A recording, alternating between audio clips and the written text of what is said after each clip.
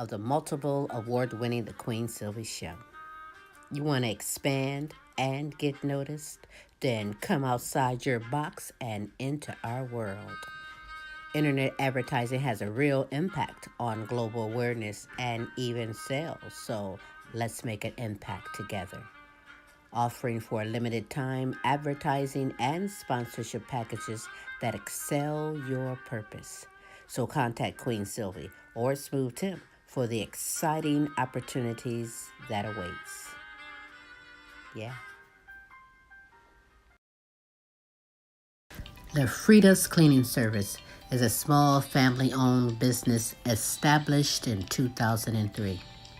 With over 17 years of professional, high-quality, and greatly satisfied service, the Frida's Cleaning Service will get the job done. Specializing in sanitizing your home, business, post-construction, and commercial cleaning, no job's too big or small. See for yourself and give us a call, 567-249-9172. La Frida's Cleaning Service. Our reputation is always spotless. It used to be hard for this family to run and play in their yard. That big pooch left its business all over. Dad would spend his time cleaning up puppy messes. Now, I make sure the yard is clean so they can play without worry. Yes, there really is a poop fairy.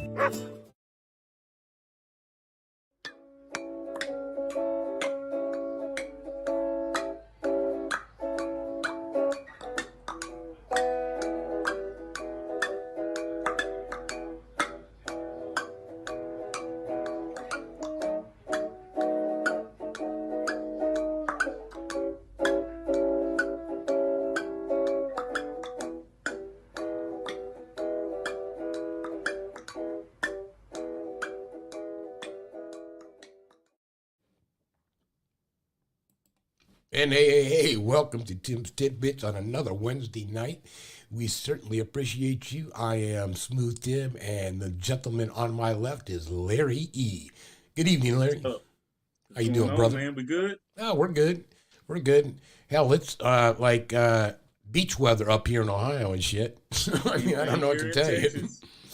Yeah, it just doesn't.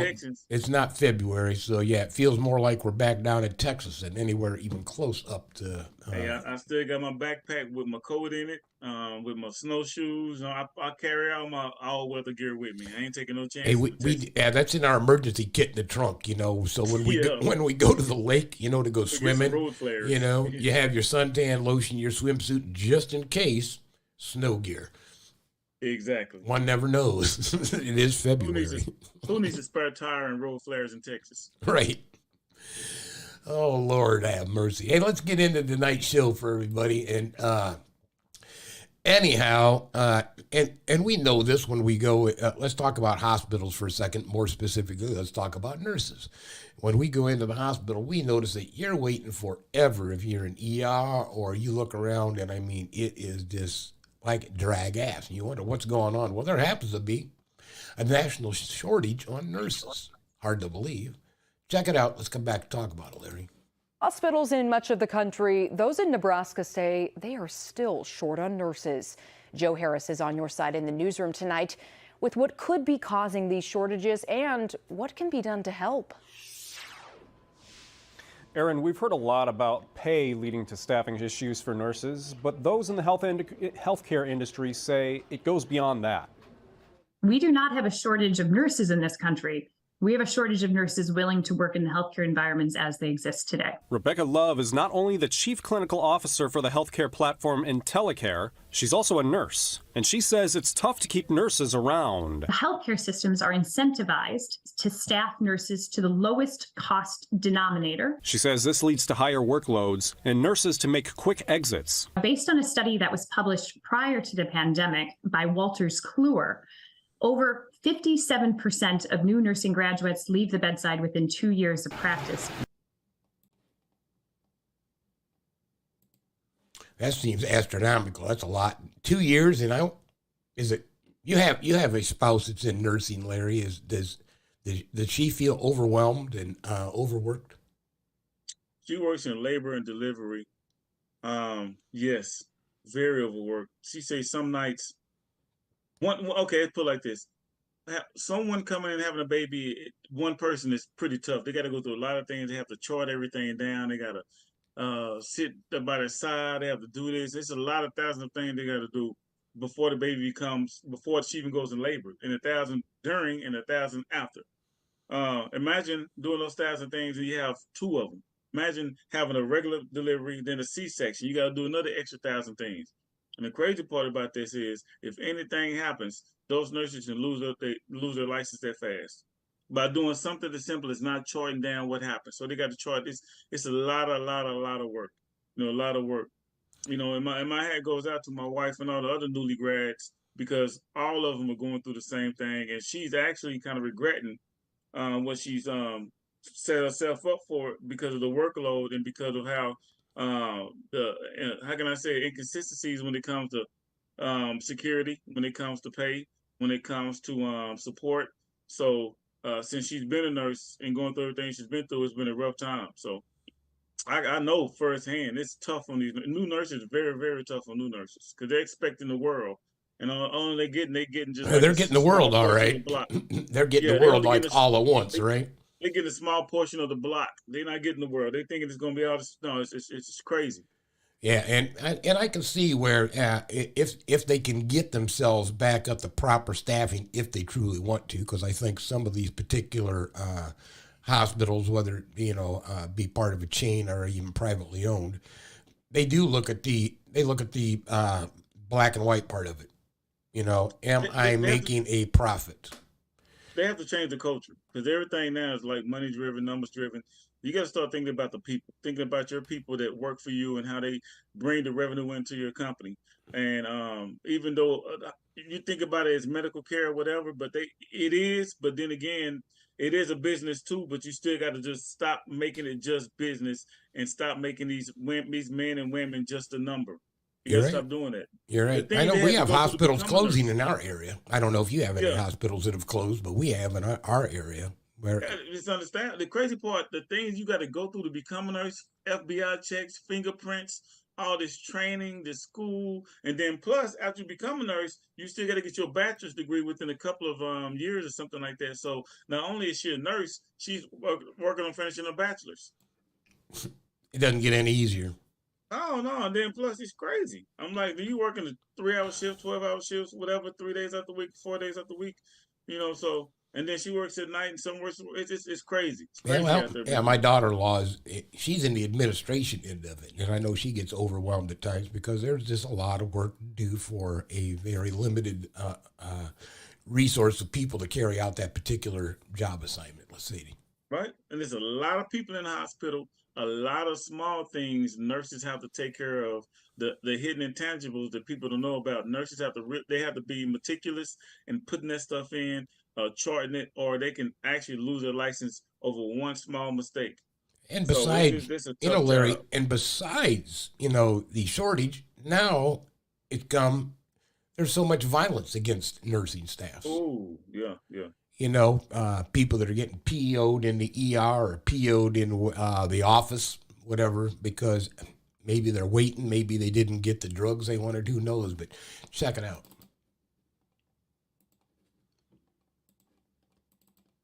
Colorado lawmakers are sounding the alarm on increasing attacks on healthcare workers. So digging into the numbers for you, the Colorado Hospital Association reports that a nurse in Colorado is assaulted every 30 minutes. That is unbelievable. 90% of healthcare workers say they've experienced violence from a patient or a caregiver while on the job.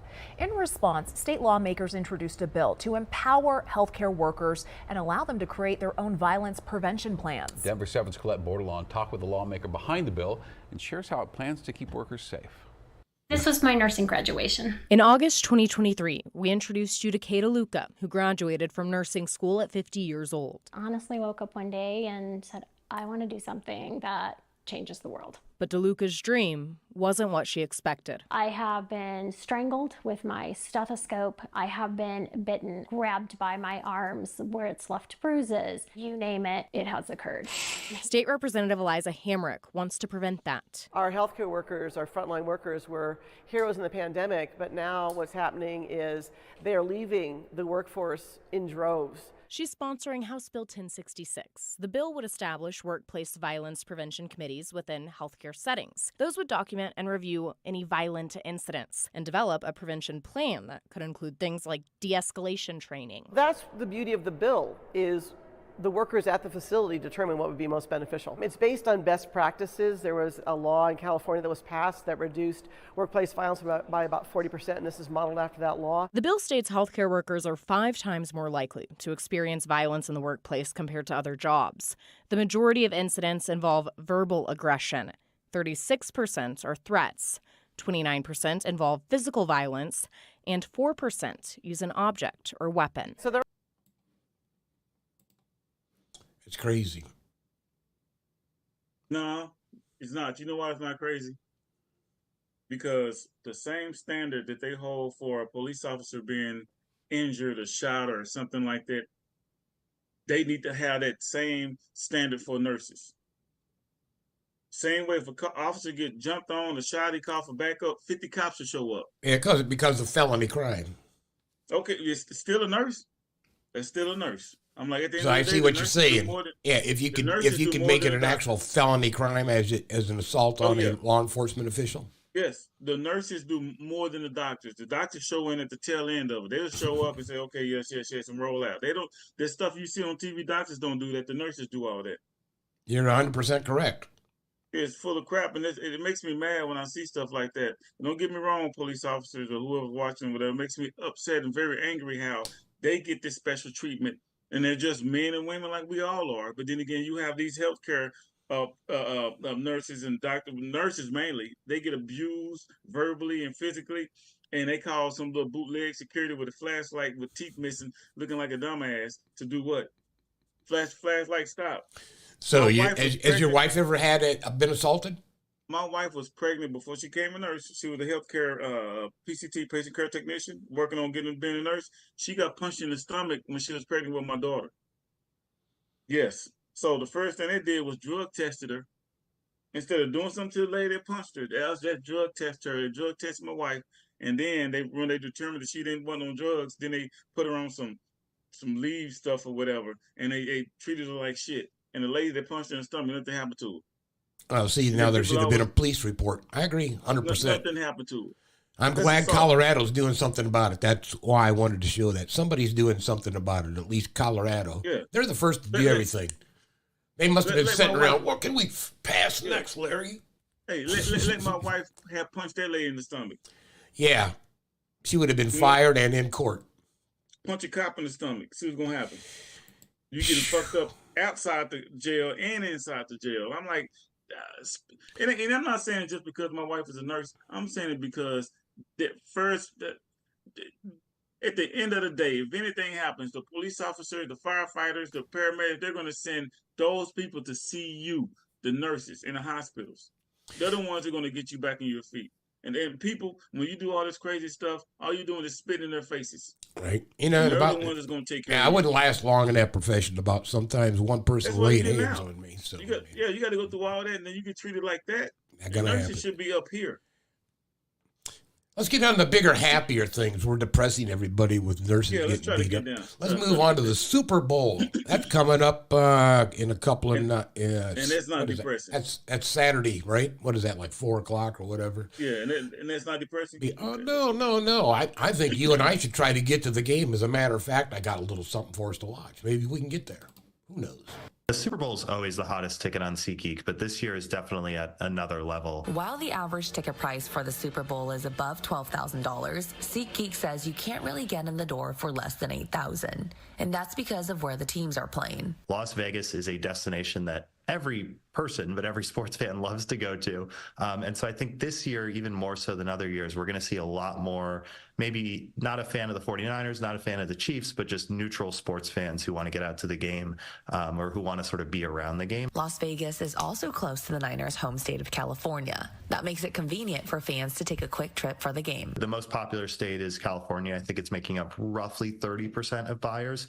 It's hard to tell how much of that is 49ers fans versus, say, folks in LA who just want to take the quick trip over to Vegas. But we're definitely seeing more buying from California than sort of the Kansas City area. The Niners and Chiefs met in the Super Bowl once before, but ticket sales are significantly higher this time around. When you think about just the 49ers and Chiefs rematch from 2020 Super Bowl in Miami, sales on sellout are already outpacing that by 3 times. And if you compare it to last year, already 2 times as much. So certainly a lot of interest being driven mainly by what we're seeing by 49er fans. StubHub advises buyers to only use trusted sources selling verified tickets. You know, we're always out there trying to say, hey, if I can save a little bit of money here and there, that's sometimes where you may get into trouble with the actual validity of your tickets. So for at least $8,000 minimum, we could go and catch the game probably up in the nosebleed section.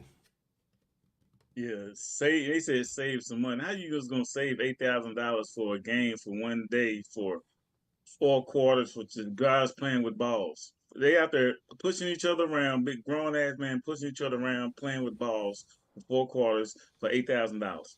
That's minimum. Think of the economical boost though. Let's aside from the craziness of that, think of the economic boost to the city that hosts that, that's rolling in that kind of money. What did we talk about last week? Hotel prices and everything else being like $2,000 a night and shit. I mean, wow. They should make enough money, but they can close down every casino and like, you know what? Fuck these casinos. We can close down. Everybody take a vacation and you get your bonuses. And everybody's still making enough money over that weekend. Yeah. Usher is going to be doing a halftime show, you know, so. That's probably the thing that I'm actually looking forward to. I enjoy the halftime show and I enjoy the advertisements. The commercials. Speaking of football, the Pro Bowl was on Saturday last week, right? What is this flag football? The game is turned to punks.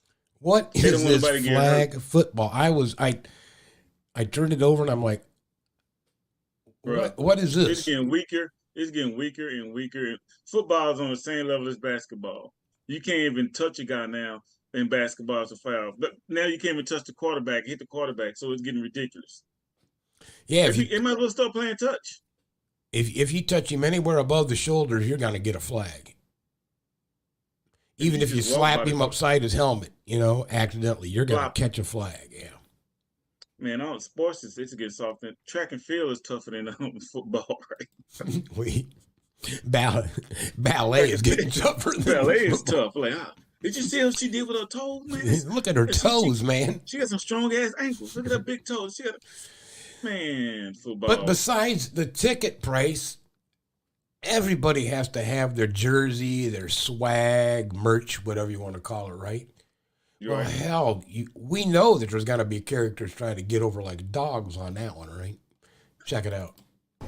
Well, let's face it, the game is big business. People are shelling out thousands of dollars for tickets. They're also buying T-shirts and jerseys and hats. But how do you know it's real? Well, tonight we go along with federal agents making a bust. So we're en route right now to a staging location in Miami Lakes. It's a rare look at a real bust. Agents documenting arresting someone accused of selling fake NFL merchandise days away from the Super Bowl kickoff. There is no hologram anywhere on the hang tag, and that's how we can identify officially licensed merchandise by the NFL. At another stop, this time a store, agents identify more counterfeit goods. So these are both counterfeit. This one, they don't even bother trying to put this logo in it. None of this would show in an authentic jersey. Our message to NFL fans today is simple. Watch out for criminals who are looking to scam consumers. Federal and local law enforcement say it has been a good year for cracking down on counterfeiting. You open this up, you see this cardboard backing, right away you know it's fake. They showed off some of what they have seized over the past 12 months. $123 million worth of fake jerseys, jewelry, and hats. And if you are still trying to snag a ticket to the big game, they warn you make sure you are getting the real deal. The front of the ticket includes custom clear polymer graphics with a raised appearance that you can see and feel. Operation Team Player isn't over. Here at a local post office, agents find boxload after boxload of fake NFL merchandise they say came from China. Use common sense, right? If the deal is too good to be true, then it is. Also be conscious when you're making purchases online that you're doing your due diligence, that you're ensuring that it's from a legitimate vendor. Bottom line, do your homework before you plunk down your money. Make sure it is legitimate merchandise, a legitimate ticket, and you won't get taken.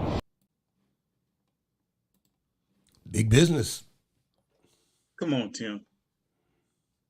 They got all these other things to worry about in the world. They ain't fixed. The homeless still got problems. They still got drug issues. You still got single mothers. You still got kids that needs good parents. You still got all these words, but they worried about some fake ass jersey. Fake ass swag. Spent a lot of Fake time on swag. that too. And that's not the first time I think we covered that.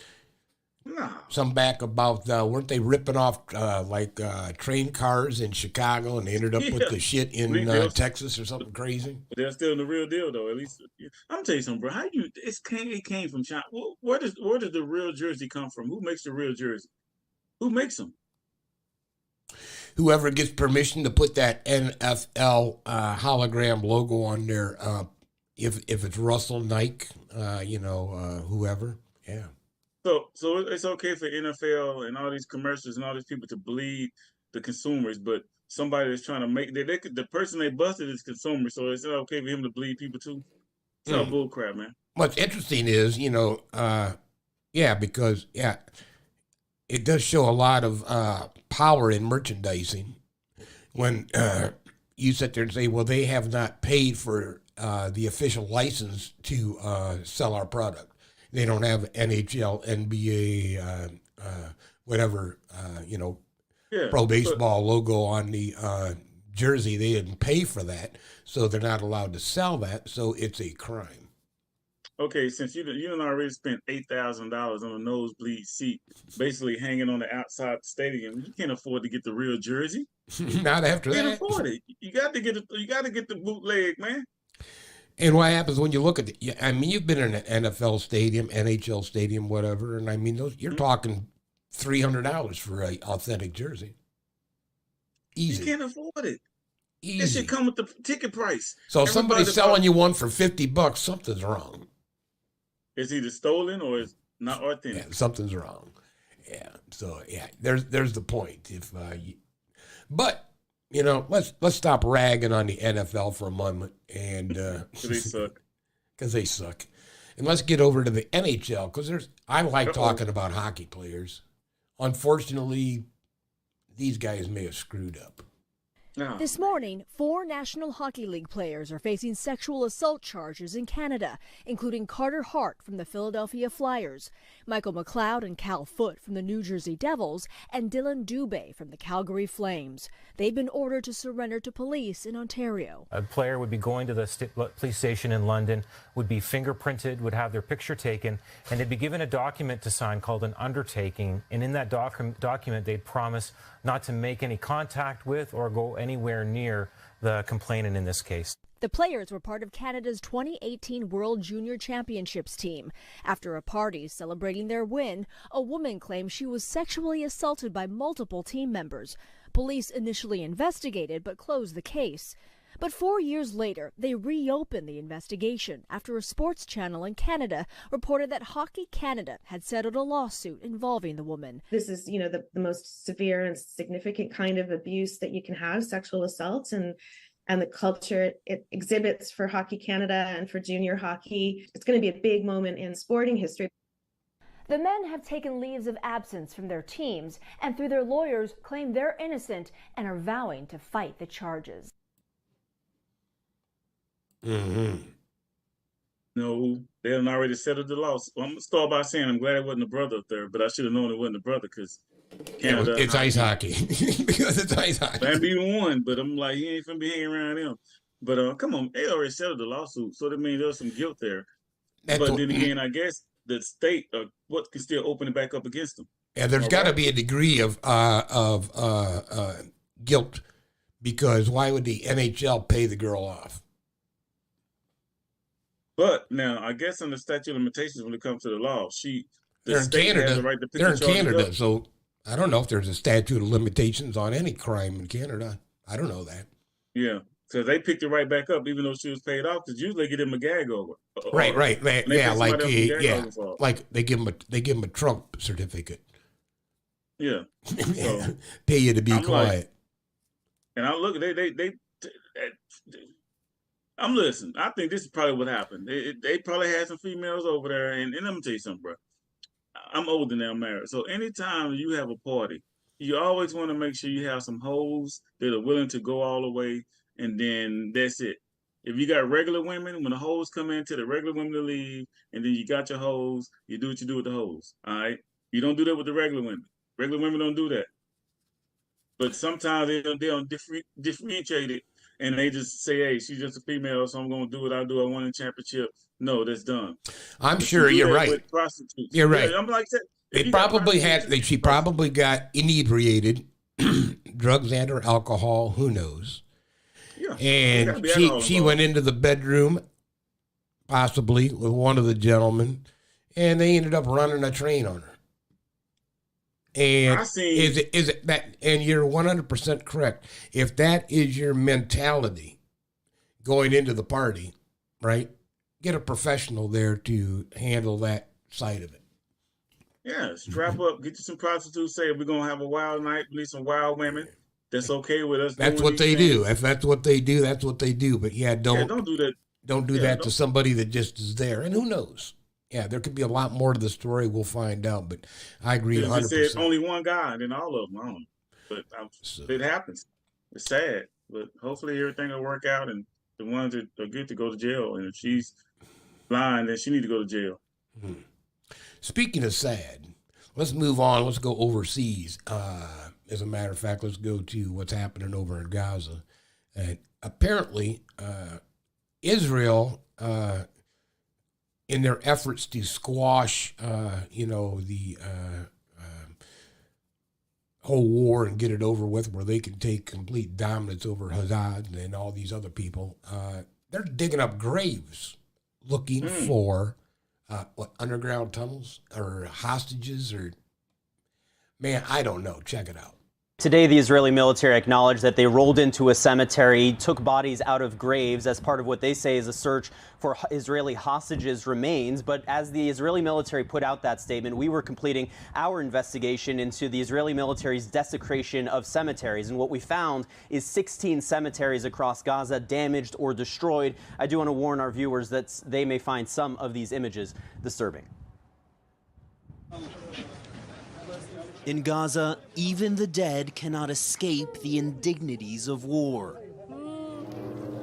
More than a dozen cemeteries like this one in Jabalia, desecrated by the Israeli military. Gravestones destroyed, soil upturned, tread marks leaving little left for the living to honor their dead. This is that same graveyard before the war. 1 month later, a series of tread marks can be seen on the northwestern edge. It is no exception. A CNN analysis of videos and satellite imagery found that 16 cemeteries have been damaged or destroyed by the Israeli military since it launched its ground offensive. As Israeli forces pushed deeper into Gaza, they crushed the graves of thousands of Palestinians between November and January. Janina Dill, co-director of Oxford University's Institute for Ethics, Law, and Armed Conflict, says destroying graveyards violates international law, except under very limited circumstances. Isn't that disgusting? 16 cemeteries getting tore up looking for hostages and all this other bullshit. They could use a probe or something, man, to stick in the ground and look. They don't got to turn. Well, actually, you're 100% correct. Don't they have those type of things that you can detect things that are underground? You don't have to go digging it up. What's interesting about the 16 sites, I've seen this on another broadcast, news station, whatever the hell you want to call it, Larry. All those have been Muslim grave sites. None of them has been Jewish and or Christian cemeteries. So just targeting Muslims. That's typical. It's war. Targeting Muslim grave sites. So, war. you know, Like, you can sit there and say, yeah, I understand, blah, blah, blah. I think it would be smarter if I were them. Well, let's hide my hostages under a Christian grave site because I know they're not going to dig those up. That's true. How you going to hide them under the grave, though? Alive? Dig tunnels. I mean, come on. I'm getting tired of the tunnel stories, too. They doing that crap on purpose, man. They did that. If you can build a tank, you can build a damn probe to look underground. They're doing that on purpose just to be assholes. That's all they're doing. It sounds pretty obvious to me, too. Yeah. You're talking about international law. I'm like, it's war going on. When there's war always surpasses law. So nobody care about no law when it's war and bombs. Well, I mean, look, they hit a hospital, whether by accident or on purpose, and the excuse was, well, there's tunnels underneath there. Okay, check the scenario out. Say that we go to war, and I'm out there drinking and driving. I got some guys shooting at me with a gun and bombs dropping. You think the police gonna pull me over and arrest me for DUI while we at war? You're drinking and driving, but they shooting. We're at war. I don't know. Come on, man. I'm just saying listen, it's war, and I expect them to do asshole type stuff like that. And then, Tim, you're right. Hide them on the Christian graves. And on top of that, you can get land probes to find that out. They're doing it on purpose. Yeah, they're doing it on purpose. Going in there with bulldozers, just ripping the hell out of the place. That's just sad, especially you're targeting. That's obviously targeting graveyards, because if you're not, digging up any Christian or Jewish graveyards, you're sticking the Muslim graveyards, well, that pretty much says, well, it's just out of spite. And trust me, I'm a brother in America. I see some targeting. When I see it, I know it. Unbelievable. Anyhow, Jim was like, it's just a sad case. I mean, it's kind of hard to respond to something like that because it's sad. It takes a while to change people's attitudes, but it is war, though, Tim. It is war. It is war. Let's move on to something else. Speaking of somebody trying to get out of some stuff or thinking it's okay, let's talking about our 45th. You sit there and think that if he wanted to, he could possibly get around, shooting his opponent in the election, and he should be able to be immune for any prosecution related to that. I can probably get this. So he took it to court. Let's hear what they had to say about that. And to me here by Trump campaign spokesman, quote, if immunity is not granted to a president, every future president who leaves office will be immediately indicted by the opposing party. Without complete immunity, a president of the United States would not be able to properly function. Deranged Jack Smith's prosecution of President Trump for his presidential official acts is unconstitutional under the doctrine of presidential immunity and the separation of powers. Prosecuting a president for official acts violates the Constitution and threatens the bedrock of our republic. President Trump respectfully disagrees with the D.C. Circuit's decision and will appeal it in order to safeguard the presidency and the Constitution. Again, that is the new statement just sent a minute ago by the Trump campaign spokesman here. I think it's important to note each of those issues that was outlined by the Trump campaign in that statement was thoroughly written about by those three judges in their appeals decision here. And in part of this, I think it's important to pick out from the appeals court decision in which they write former President Trump's stance would collapse our system of separated powers by placing the president beyond the reach of all three branches. Of course, this is not just about the federal election interference charges against Donald Trump, but also the potential use of the Oval Office by presidents in the future. Of course, Donald Trump is running for the nomination again.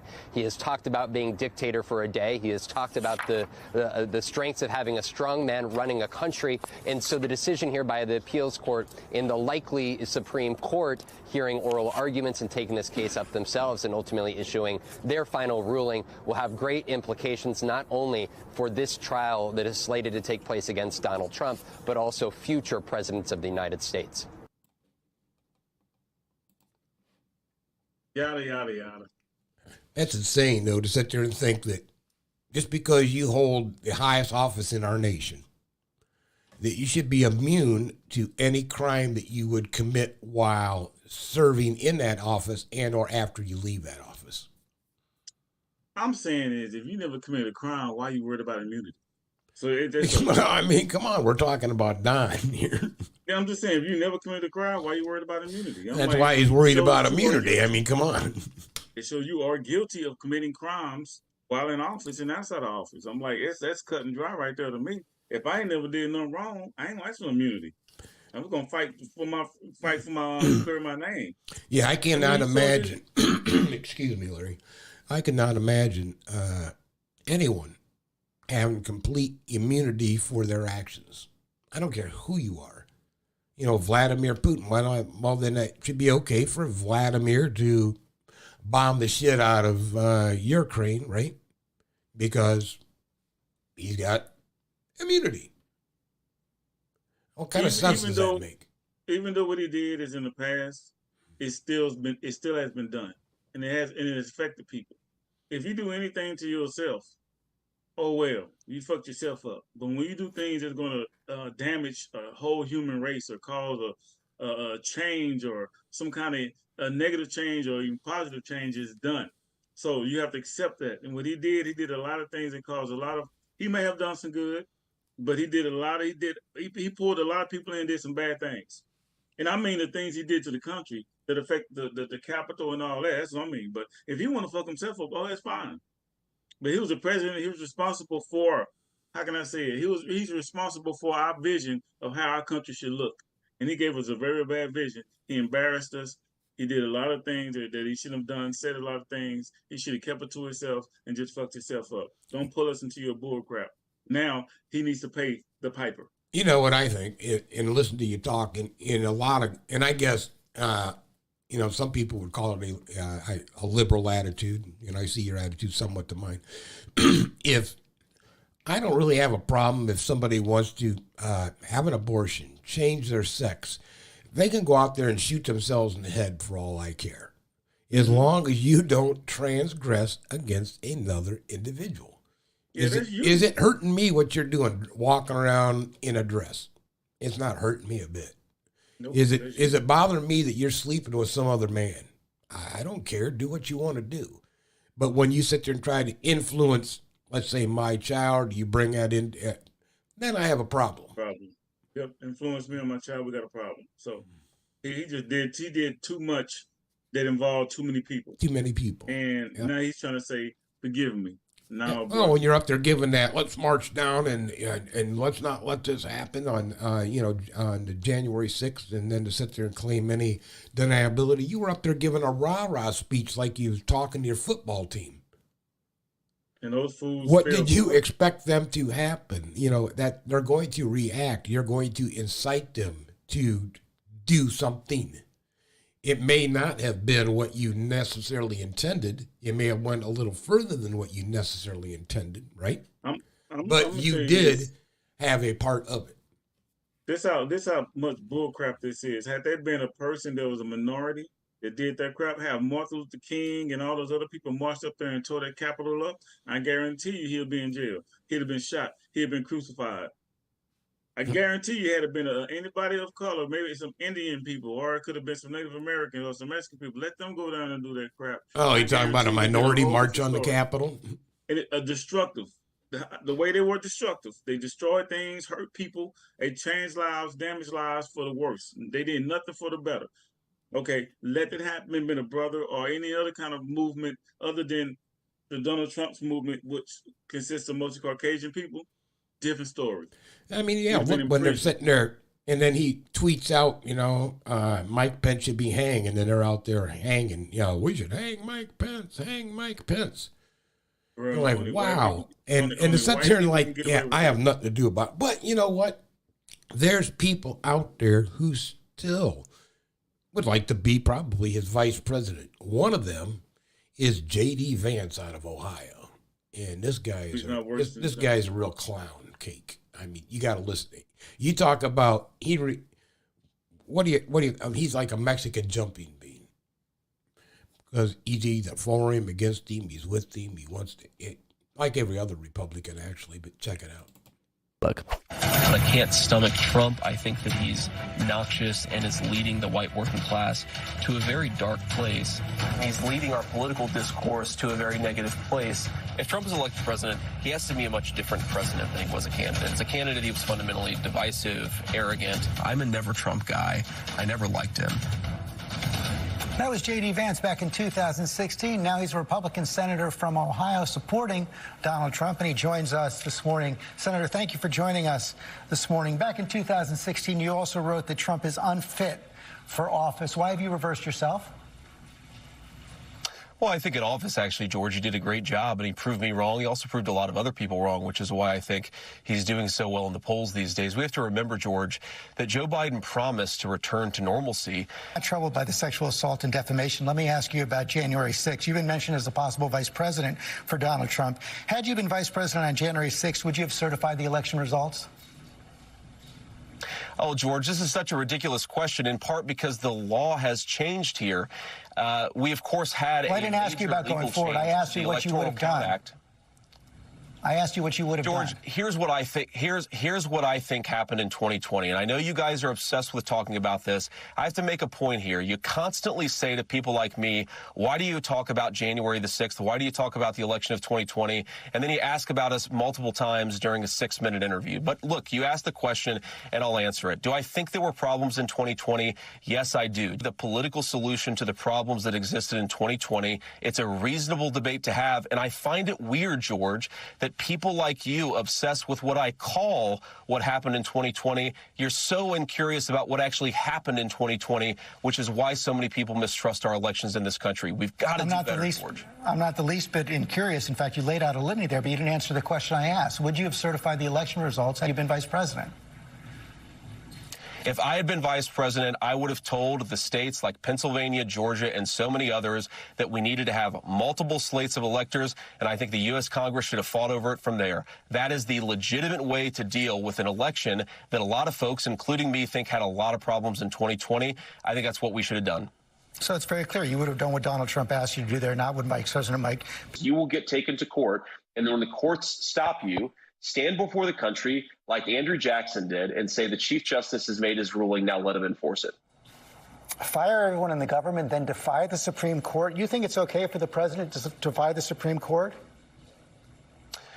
No, George, I did not say fire everyone in the government. I said replace the mid-level bureaucrats with people who are responsive to the administration's agenda. Every civil servant in the administrative state. No, George. I said the mid-level bureaucrats, and one of the problems that we have in this government. You said every civil servant in the administrative state. Let me finish the answer, George. You asked the question. We have a major problem here with administrators and bureaucrats in the government who don't respond to the elected branches, that whoever is in charge, agree or disagree with them, you have to follow the rules. If those people aren't following the rules, then of course you've got to fire them. And of course the president has to be able to run the government as he thinks he should. That's the way the Constitution works. It has been thwarted too much by the way our bureaucracy has worked over the past 15 years. The Constitution also says the president must abide by legitimate Supreme Court rulings, doesn't it? The Constitution says that the Supreme Court can make rulings, but if the Supreme Court, and look, I hope that they would not do this, but if the Supreme Court said the President of the United States can't fire a general, that would be an illegitimate ruling, and the President has to have Article 2 prerogative under the Constitution to actually run the military as he sees fit. This is just basic constitutional legitimacy. You're talking about a hypothetical where the Supreme Court tries to run the military. I don't think that's going to happen, George, but of course, if it did, the President would have to respond to it. There are multiple examples throughout American history of the President doing just that. You didn't say military in your answer, and you've made it very clear you believe the president can defy the Supreme Court. Senator, thanks for your time this morning. No, George. Roundtable's up next. We'll be right back. They cut his shit off. Sit them down. Let me go back and say something.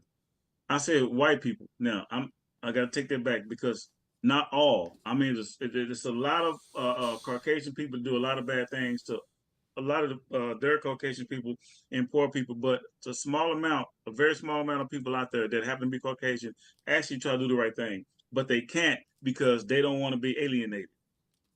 So that's the problem. When it comes to saying this person can get away with it, but they say that's wrong for them to get away with it. But since I don't want to be thrown under the bus and still want to have my power, I'm gonna go ahead and agree with it. That's what I mean when I say that. So I was interested in some of the terminology that you threw out there was if they don't respond, or if they don't, if they president. right, if they don't follow directives, and it's like, wow, you know, that sounds like that's like a dictatorship. So you want to set up a dictatorship, and anybody that doesn't agree with your philosophy. Well, that's why we got the 3 separate branches. So it should be no dictatorship whatsoever in America. That's why it's set up, you know, and that's why we got the Constitution. That's why we got these laws. That's why we have all these different branches of governments and all this stuff set up. That's why we got different militaries. You know, everyone's supposed to get together and make a decision for the human race. Everyone on this earth, or North America, so and so, so and so. That's why the presidents of every country, they have the UN meetings or whatever. We're supposed to get together with the high level people, get together. They're supposed to be small ones and figure it out and prevent all this war and all this stuff going on. They're not doing it. So that's kind of interesting, though, that, you know, people that don't respond are people that don't follow directives. And then JD says, well, you know, I would have sent that stuff back to the states for recertification. So the whole January 6th, if he was vice president, yeah, we would have been in complete chaos. He didn't answer that one question. See, whenever somebody asks you a question, you repeat it back to him, you're trying to think of the lie to tell. Did you run for president? Did I run for president? First indication they're going to lie. Did you steal that money? Did I steal that money? They're thinking of a lie. That guy's a politician full of crap. Yeah, he's really something else. Yeah, I found that let's disturbing. Face it, Trump lost, and then he can't get immunity because he is guilty of what he's done. Well, he lost the election, period. And he said it a couple of different times that he will be a dictator on the first day, and especially now if it goes to the Supreme Court and you have complete presidential immunity, well, he can fire or do whatever he wants. And what are you going to do about it? Take him to court? Sorry, I got immunity. I go up there, you don't want to leave your office, I'll shoot and kill you. You can't kill people. I can because I got presidential immunity. And I got the military. It's ridiculous. It's like, listen, come on, come on now. If you saddle that horse up a bit, right? If you gotta worry about all that because the guy's your president, why make him your president? Why even consider it? If you already know he has already red flags before, why even put him in office? That's kind of the way I look at it, you know. Same thing. It's a mess now. Same thing. You know, if you want to see him acting like a complete asshole, I'm sure you can binge watch The Apprentice was the name of the show. You can go back and binge watch that shit and keep him out of office in the United States. How about that? Real quick, Tim. I'm more disappointed in the politicians that didn't prepare themselves prior to this happening. Prior to Joe Biden becoming president, post Trump becoming president, they should be preparing themselves. Okay, we don't have too many candidates, and if he's still one of the leading candidates, then our country and our politicians suck. Whew. I can't disagree with you. How's he one of the leading candidates? We ain't got nobody better than that. Yep, we need a strong leader who's not a asshole, and unfortunately, an asshole and ass kisses. We got too many yes men and yes women. Oh, that's obvious. That's funny to watch somebody like Vance flip. You know, I'm a never Trumper. Blah blah blah. What? Oh, he proved me wrong.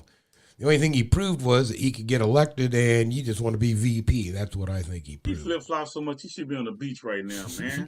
Dude is trash.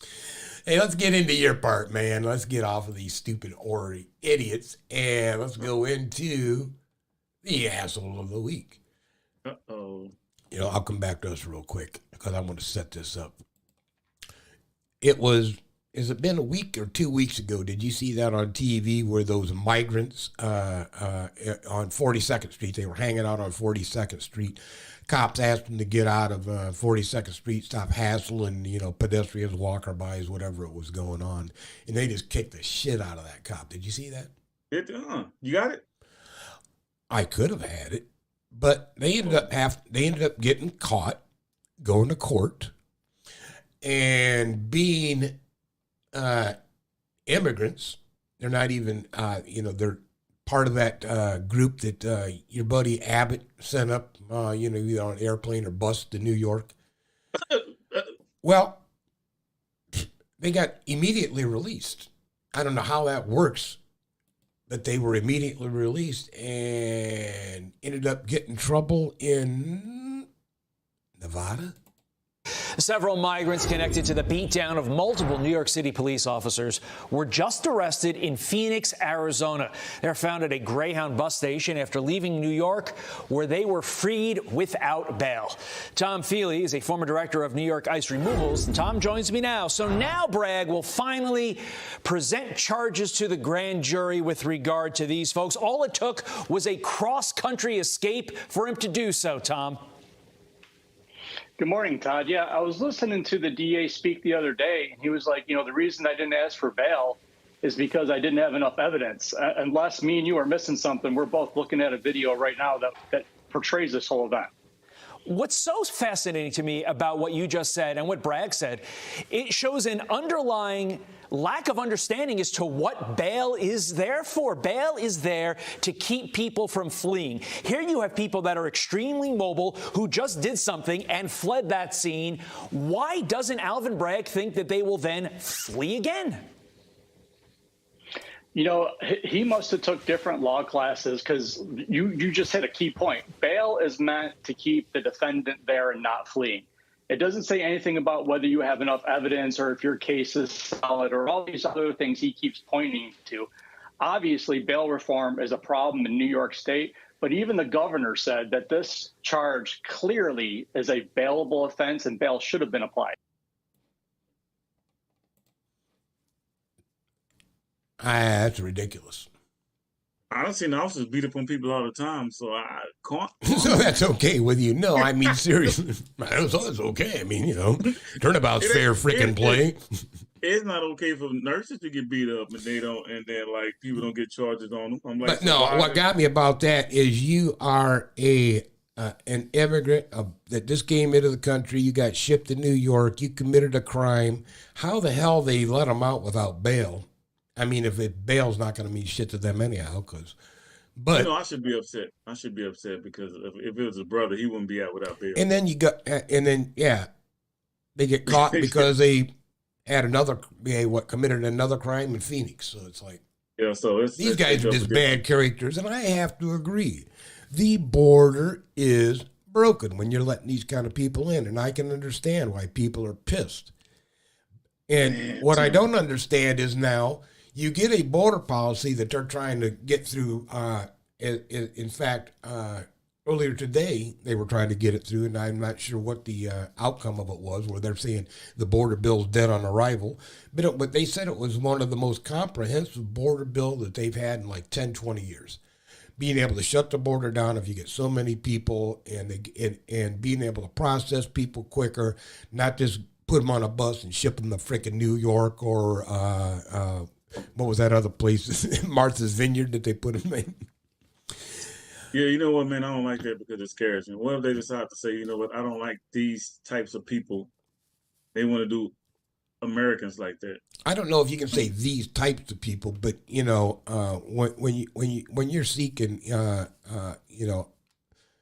asylum, because my country, I was being subjected to abuse and or death, and it was my life was in peril, and I had to flee here. And there are some countries, obviously, that have dictatorships, and if you have a difference of opinion, they just might kill you. So I guess I can understand some of that. But just to come into the country because I want to have the American dream, I want to be no. I'm pissed off at our judicial system because, like I say, I showed to put a black card. Had that been a brother, he would not been released after beating up a cop. He'll be dead. Okay, let's face it. He'll be dead. He got killed in the prison, or he got killed. Yeah, I mean, something might have happened to him on the way in. And I've seen a lot of people get away with murder that hadn't been black. I've seen a lot of black people get taken out for no apparent reason. So it's broken, it's wrong. Karma is karma. All I know is Black people in America have been seeking asylum since we've been here, and we still really haven't gotten it. And I see that happen. They let the guys out with bail. They're called again. I just don't see it happening to guys of my color, brother. So it's wrong. It's wrong. It's wrong for the judicial system, and it's wrong for them to get away with it, and they're wrong for being up on the cops. Well, there's a whole lot of things broken, and I don't think that either one of these two gentlemen that we're going to be looking at coming in 2024 are going to be able to do anything about it. But hopefully, the future will be bright. We'll have somebody come along and get this country back on its wheels correctly. Has it ever been on its wheels? Yeah, you know, every once in a while, we roll down the highway in a pretty decent order. We really do. Every once in a while, we do okay. We do the right thing, and occasionally, the right person, and sometimes, occasionally, our country may, you know, for economic gain purposes, because it's in our best interest, you know, might not do the right thing. But hey, that's up to you people to help us do the right thing, and that's part of what's coming up here, all these caucuses and everything else. Get the right candidate in the right place to do the right damn thing. Please. You know? And if you know somebody who has that kind of leadership, that kind of motivation, you know, that's instilled in their heart to do something for the people, for a change. Support those people. Support them. And hey, man, let's get them going. Let's support them 100%. Because that's what it's all about, you know, being a they're Americans, which we need American. If they're Americans, it's good as a good American. Yeah, I'll give you some TV time. There we go. All right. So I'm probably done pissed off a few people, so I know you feel stressed out now. So I'm gonna give you some advice. You can check me out on IG or Facebook, LRE Fitness Solutions. We keep you moving. I'm a certified trainer. Listen. At the end of the day, anger is horrible. You got to find a way to displace that anger. Find a way to get that anger out your system. Exercise, run. I recommend that no matter how old you are or how young you are, kids should exercise an hour a day, and adults, when they find time, at least exercise 4 days out the week, whether it's cardio or weightlifting. Some cardio, of course, at least 15 to 20 minutes, and then some weightlifting. Just to blow off some steam. Find a way to vent. Going to the gym is the best way to release those endorphins, to feel relaxed, to feel comfortable, and feel back down to earth, because the world will make you feel very big. All right. So you exercise and make yourself feel small again by relaxing, get rid of all the negative energy, and that's the best thing to do. Go to the gym, blow off some steam. LRE Fitness Solutions, IG, Facebook, keep you moving. I'm certified. Certified what, Larry? Personal trainer. Certified crazy? Certified grade A American beef? Which one is it? It's on paper. Training, baby. It's on paper. Hey, I sent you something too, and I came across that little news article about practicing some gym safety. Gym etiquette too. And one of them was I seen a lot of these people are going around and breaking into cars that are parked outside of these big facilities and just busting the windows because they know that people are going to be leaving their purses in the car because they don't feel like dragging it in. There could be some other paperwork that could contain some sensitive information about you and help you get your identity stolen. So number one rule, I think, is take that shit inside with you. Lock it in a secure locker in the facility. I think most facilities do have secure lockers, right? And or you could rent a damn padlock. Take a padlock with you. It's only a couple of bucks. Or stick that stuff in the trunk. Even better yet, stick it in the trunk. And don't leave your car keys laying around because there's another instance somebody could go in while you're in there in your hour workout. Your car could be gone for quite a long time before you realize it is gone. Yeah, all you gotta do is have an alarm on it. They go outside. They ain't gotta find your car. The alarm find your car. Yeah, just go beep, beep, beep with your remote. Yep. Doesn't take long, does it? So, hey, folks, all we can say is keep safe. And work out. Use a noodle and work out. And I guess what? Until next week, Larry, let's get the hell on out of here and peace. Bye.